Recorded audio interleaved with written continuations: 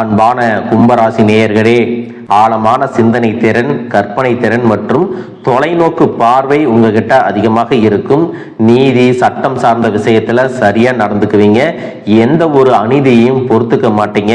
சனியினுடைய தாக்கம் அதிகமா இருக்கிறதால நீங்க வேலை செய்யக்கூடிய இடத்துல உயர் அதிகாரிகளாக இருப்பீங்க, சிறந்த ஆலோசகர்களாக இருப்பீங்க.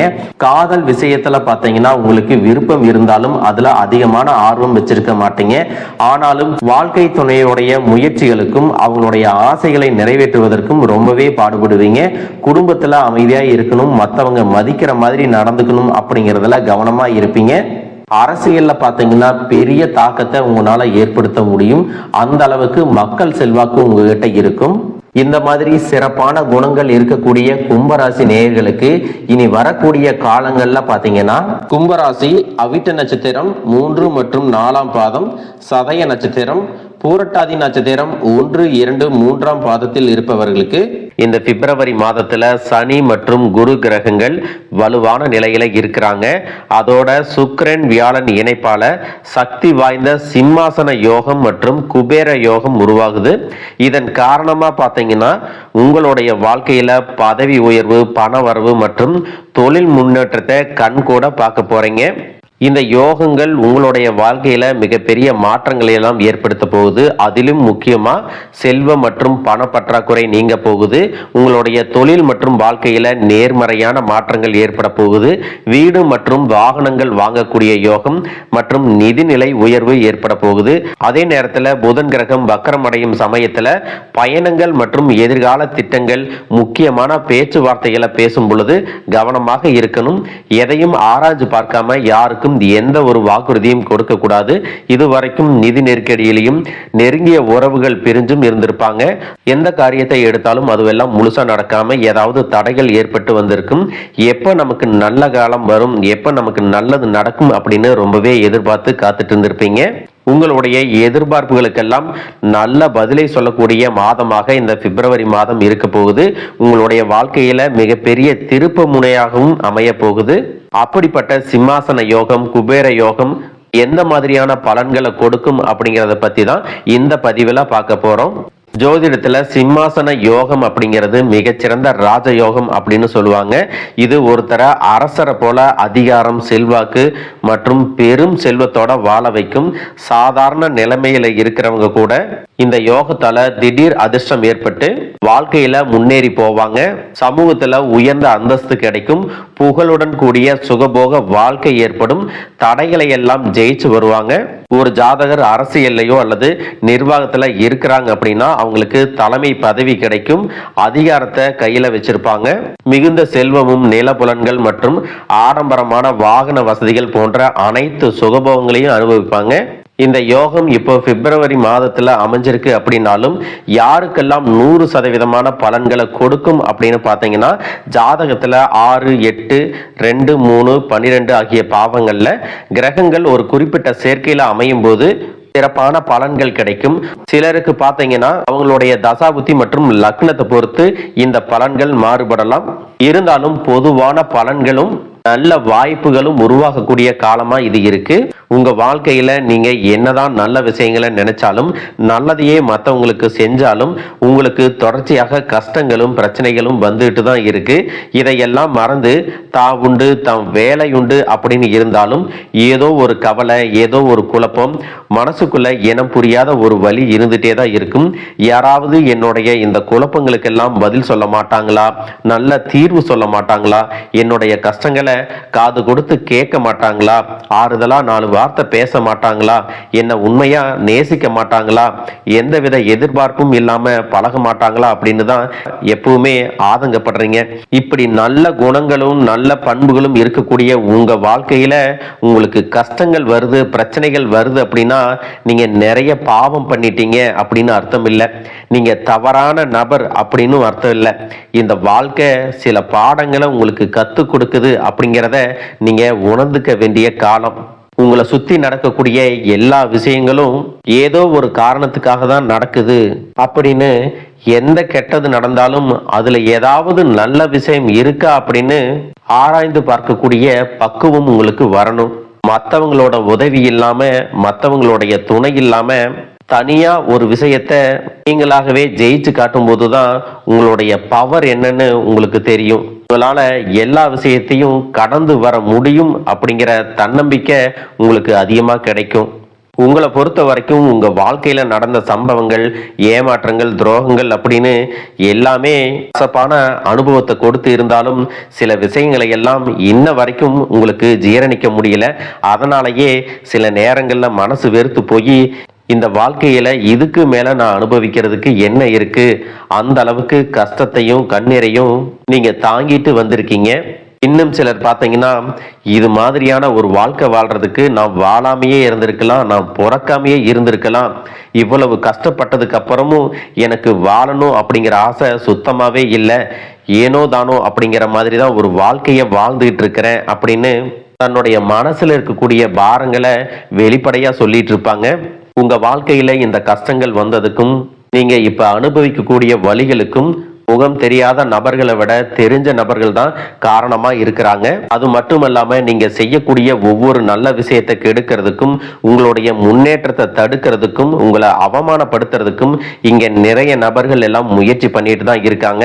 ஆனாலும் அவங்களுடைய சதிகளையும் சூழ்ச்சிகளையும் தாண்டி இப்ப வரைக்கும் நீங்க ஓரளவுக்கு நல்லா இருக்கீங்க அப்படின்னா உங்ககிட்ட இருக்கக்கூடிய நல்ல எண்ணங்களும், கடவுள் மேல வச்சிருக்கிற பக்தியும், இது வரைக்கும் நீங்க செஞ்ச தர்ம காரியங்களும் தான் உங்களை காப்பாத்திட்டு இருக்கு. இதுக்கு முன்னாடி நல்ல உறவுகளா இருந்திருப்பாங்க, நண்பர்களா இருந்திருப்பாங்க. அவங்களே சில இடங்கள்ல அவங்க சுயநலத்திற்காக உங்களை பயன்படுத்திட்டு சில துரோகங்களையும் செஞ்சிருப்பாங்க. இதுவரைக்கும் இவங்க இப்படி செய்வாங்களா அப்படின்னு ஒரு கேள்விக்குறியோட இருந்த உங்களுக்கு இவங்க தான் இந்த காரியத்தை செஞ்சாங்க அப்படின்னு உறுதியான பதில் கிடைச்சிருந்திருக்கும். இப்பவாவது இந்த மாதிரி மனிதர்களுடைய உண்மையான குணம் என்ன அப்படிங்கிறத புரிஞ்சுக்கிட்டோம் அப்படிங்கிறதுக்காக நீங்க சந்தோஷம்தான் படணும். உங்களை பொறுத்த வரைக்கும் உங்களுக்கு கஷ்டத்தையே கொடுத்தாலும் எல்லாரும் நல்லா இருக்கணும் அப்படின்னு நினைக்கக்கூடியவங்க தாங்க நீங்க. மனசாட்சிக்கு விரோதமா இந்த மாதிரி தப்பு செய்யறவங்களுக்கு அந்த கடவுள் நிச்சயமா ஒரு தண்டனையை கொடுப்பார் அப்படின்னு சொல்லிட்டு தான் இந்த மனுஷங்களை விட்டு நீங்க விலகி இருக்கீங்க. உங்களுடைய மனசுக்குள்ள 1000 கஷ்டம் இருந்தாலும், கண்ணீர் இருந்தாலும், வலிகள் இருந்தாலும் அதையெல்லாம் வெளிப்படுத்திக்காம சாதாரணமா நீங்க இருக்கிறதுனால உங்களை சுத்தி இருக்கிறவங்க எல்லாருமே இவங்களுக்கு என்னப்பா ஜாலியான வாழ்க்கை வாழ்றாங்க, எல்லாமே இருக்கு, வாழ்ந்தா இவங்கள மாதிரி வாழணும் அப்படின்னு ஒரு மாதிரியா பேசுவாங்க. ஆனா உண்மையை சொல்லணும்னா மனசுல நிம்மதி இல்லாம, வயிறார சாப்பிட முடியாம, நிம்மதியா தூங்க முடியாம எவ்வளவு கஷ்டப்படுறீங்க அப்படிங்கிறது உங்களுக்கும் அந்த கடவுளுக்கும் மட்டும்தாங்க தெரியும். இந்த மாதிரி உங்க வாழ்க்கையில திடீர்னு ஒரு பிரச்சனை, உடம்பு சரியில்லை, ஹாஸ்பிட்டல்ல பெருசா செலவு வந்துருச்சு, பிசினஸ் எல்லாம் லாஸ் ஆயிருச்சு, திடீர்னு பண பிரச்சனை அப்படின்னு நீங்க முடங்கி போயிட்டா உங்களுக்கு கூட நின்று முழுசா உதவி செய்யறதுக்கோ, ஆறுதலா 4 வார்த்தை பேசுறதுக்கோ அவ்வளவு ஏங்க திரும்பி பார்க்க கூட உண்மையான ஆள் கிடையாது. நீங்களா ஏதோ தட்டு மாதிரி எந்திரிச்சு நிக்கிறப்போ உங்களை குறை சொல்றதுக்குன்னே நிறைய பேர் தேடி வருவாங்க. உங்களுடைய உறவுகள்லயே சில பேர் ஒரு தேவைனா மட்டும்தான் உங்ககிட்ட ஓடி வருவாங்க. அந்த தேவை முடிஞ்சதுக்கு அப்புறம் உங்களை தூக்கி போட்டு போயிடுவாங்க. மறுபடியும் அவங்க உங்ககிட்ட வந்து உதவின்னு கேட்பாங்க.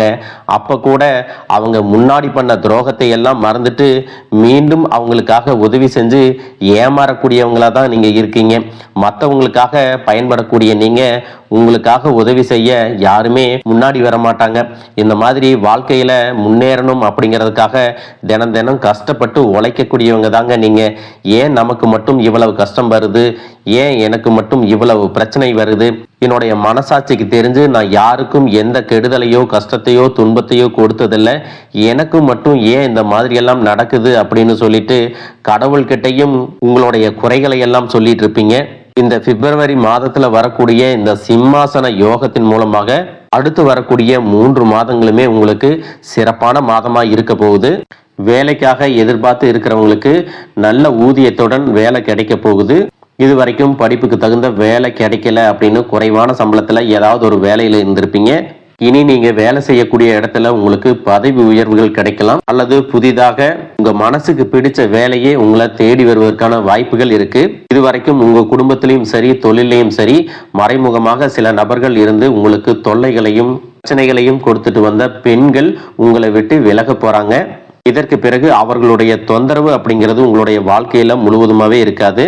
சில நபர்கள் உங்களை விட்டு விலகுனதுக்கு அப்புறம் தான் உங்களுக்கு அந்த பதவியில சம்பள உயர்வு, இடமாற்றம் எல்லாமே ஏற்படும். உங்களுக்கு மேலே இருக்கக்கூடிய அதிகாரியுடைய ஆதரவு கிடைக்கும். நீங்க செய்யக்கூடிய தொழில் சிறிதாக இருந்தாலும் சரி, பெரிதாக இருந்தாலும் சரி, அதுல பெரிதாக முன்னேற்றம் இல்லை, தொழில் வியாபாரம் மந்தமா இருக்கு அப்படிங்கிற மாதிரி ஒரு சூழ்நிலை எல்லாம் இருந்திருக்கும். இனி வியாபாரத்தில் இருக்கக்கூடிய தடைகள் எல்லாமே விலகி லாபம் அதிகமாக கிடைக்கக்கூடிய காலமாக இருக்க போகுது. உங்களுக்கு வர வேண்டிய பணம் விரைவில் கைக்கு வந்து சேரும். குடும்பத்தில் நெருக்கடிகள் விலகும். செல்வாக்கு அந்தஸ்து உயரும். வெளிநாட்டு முயற்சிகள் எல்லாமே உங்களுக்கு வெற்றியை கொடுக்கும். தெய்வ சிந்தனை அதிகமாகும் போது பெரியோர்களுடைய உதவிகள் எல்லாமே கிடைக்கும். உறவுகள் இருந்த சண்டை சச்சரவுகள் முழுவதுமாகவே விலகும். புதிய நண்பர்கள் மற்றும் வங்கிகளிடமிருந்து உங்களுக்கு நிதி உதவிகள் கிடைக்கும். பொருளாதார ரீதியாக நீங்க முன்னேறி வருவீங்க. கடந்த சில வருடங்களா பாத்தீங்கன்னா திருமணம் அப்படிங்கிறது தடைபட்டு நின்று இருக்கும். குரு பெயர்ச்சிக்கு பிறகு உங்களுக்கு நல்ல ஒரு வாழ்க்கை துணை அமையும்.